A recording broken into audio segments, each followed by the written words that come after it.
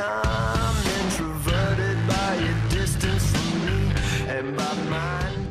Welcome to the new edition of The Guide on this fine day, also known as Donut Day. There's donuts everywhere. They're propagating like bunnies. I don't know how it's happening, but we've been enjoying it. So if we seem a little extra hyper today, that's because we have a lot of donuts, a lot of sugar. Some of them are Krispy Kremes, some of them are Dunkin' Donuts, and they're just like crazy, and it's going all through my head. That was like one big word. Did you like that? Yeah. So what we want to do today, we're going to take a look at the new release of Marvel Vs. Capcom 3, and also...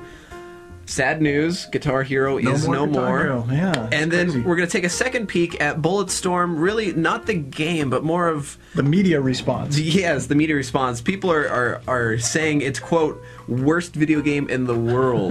That was shocking. So. Trust, we'll get to that. It's very interesting. And also I'm wearing a beanie today because I wanted to be more like Will.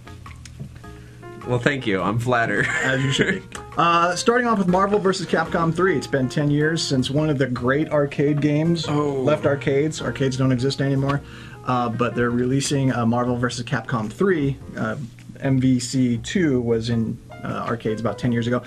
Do you realize that was back with the PlayStation 1, the N64, the Dreamcast, when people would go spend quarters at the arcade? So it's been a long time. That's archaic. That is archaic. Good one. But what are your thoughts so far on the new one? The new Marvel vs. Capcom 3, Fate of Two Worlds. Dun dun dun. Yes, that already. Wow. The storyline, Doctor Doom assembled the greatest villains of the Marvel Universe. Very much like your typical fighter game, Mortal Kombat, Tekken, that kind of stuff. It's gonna be that with Marvel and Capcom characters once again, but it's they're gonna have the three-dimensional game levels, so you'll be able to go all around, which kind of just confuses me all the time. It's like, why can't I hit him? Oh, I'm not standing next to him. The right plane of existence. And three other features that I found kind of cool for a fighter game to have. They've got these different modes. There's simple mode that allows you to really kind of grasp the game. And if you're someone who likes Super Smash Brothers Brawl or like an easy fighter like this, that mode is very comparable to that. If you're someone like me where you just hit the same button over and over, come on! That will be the mode for you, because I can't do the whole twice in the right direction, X Y, once to the left, up down, half spin, Y B, half spin, boom! I got the one punch combo, so I can't do that. That's a really difficult combo for one punch. Hence my problem with fighting games. Carry on. And then also we're gonna have a mission mode in this one, which features kind of prepares you to play against other people, and then a shadow mode, which lets you battle against the AI. So there is a lot of single player action that you can do, but it's mainly a multiplayer game. Yeah, and you will be able to play online as well. And moving on, the era of Guitar Hero has faded. It's over. It's the just axe got the axe. Man, I'm coming up with all kinds of good ones today. Yes. Way to go. Thank you. I'll give you a gold star when we get done here. Yeah, good. Carry on. But I think Guitar Hero, much like music on the radio, fads come and go. Yeah. And I think it's just time for it to die. Well, you know, it came out about 5 years ago, 2006, when Guitar Hero from Activision first came out. And of course, Harmonix, which actually worked on the first Guitar Hero game, eventually went on to make Rock Band. And they're in trouble as well. They recently got sold off by Viacom, so they're having their own problems. But only 5 years. It feels like it's been around longer. It does. That's probably because they've come out with 10 new additions to it in the past 5 years. 2 editions every year. Initially, it was a $3 billion industry. But part of the problem was that was the initial investment. Once you bought the game, you didn't really need to keep buying other versions of it. And then you had the problem of buying all those extra pieces of equipment, which kept getting more expensive. Very expensive, up to like $150 Yeah, for the new Rock Band 3, you can get one that's almost like a real guitar. You could potentially learn how to play guitar using it, but it'll cost more than your console, so just get guitar lessons, you'll probably be fine. Yeah. Instead of investing in that. So don't look for any more Guitar Hero games in the near future. For Rock Band, their future is also in question, although they have not made any announcement as to whether or not the Rock Band franchise is dead as well. So we'll see what happens with that. But yeah, it's kind of an interesting thing to hear. And we pause in a moment of silence to remember Rock Band. So moving on to Bulletstorm.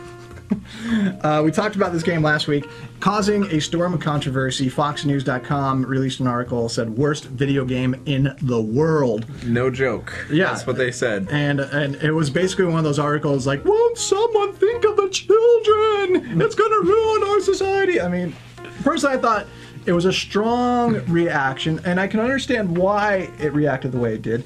Bulletstorm, as we mentioned, graphic, gritty, gory, and has questionable morals.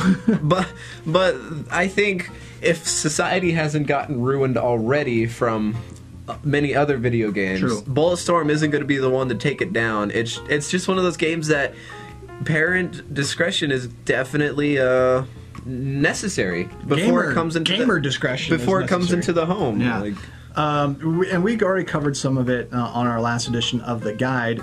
So what we wanted to talk about here is like, well, if you're a concerned parent, what can you do? Or even a gamer who's trying to make discerning choices. Like, how do you make discerning choices? Because aside from the controversy, there's a lot of momentum with this game, and it's being pushed as the next big thing, right?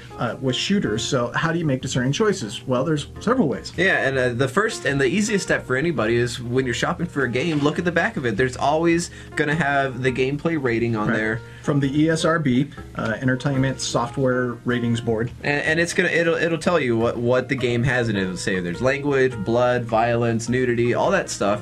All of which is included in Bulletstorm, by the way. All of the above. Yes.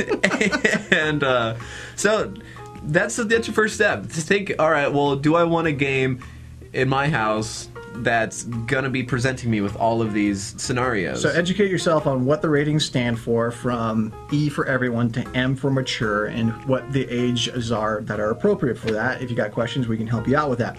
The other thing that you can do if you want to be discerning, especially as a parent, and help out your kids make good choices with video games, know what games they're playing.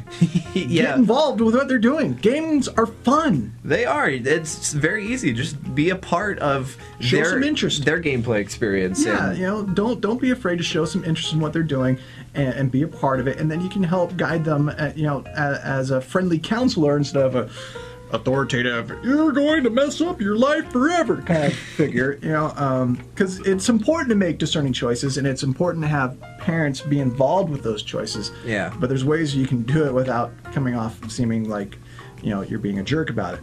Yeah, and I think it's important, and it's really a group effort from the video game makers, from the rating system, from the parents, and from the video game player, all using and exercising judgment. Be educated, be informed, be involved. And one of the ways that you can do that is with a little shameless self-promotion. Watch the guide. That's what we're here for. That's what we like to do. We want to educate you about the games that are coming out, so you know what to expect. And we do so from a Christian perspective, from a biblical worldview, and we want to just give you good information, and then you can make your own choices about games like Bulletstorm or all the others that we cover. So that's why we do what we do. So that's why we're here. And if that interests you and you want to find out more about video games, and if you're a parent, specifically, we have a book that we want to give away today to help you with this. Yeah, it's called What Every Parent Needs to Know About Video Games, and we'll give that away to the first person who gets in touch with us somehow. But we're not going to tell you how. Because we don't know how you can do it. We don't have a phone. We don't have Facebook. You can send us an email. I'm Will at m88.org. That's good. Or Johan at Calvary ABQ. First person to get to us will take the book. Get the free book. All right. So that's going to wrap up the guide this week. Next week, we'll have more stuff to talk about. What are we going to talk about next week? Do we even know? We don't know. More stuff. More stuff.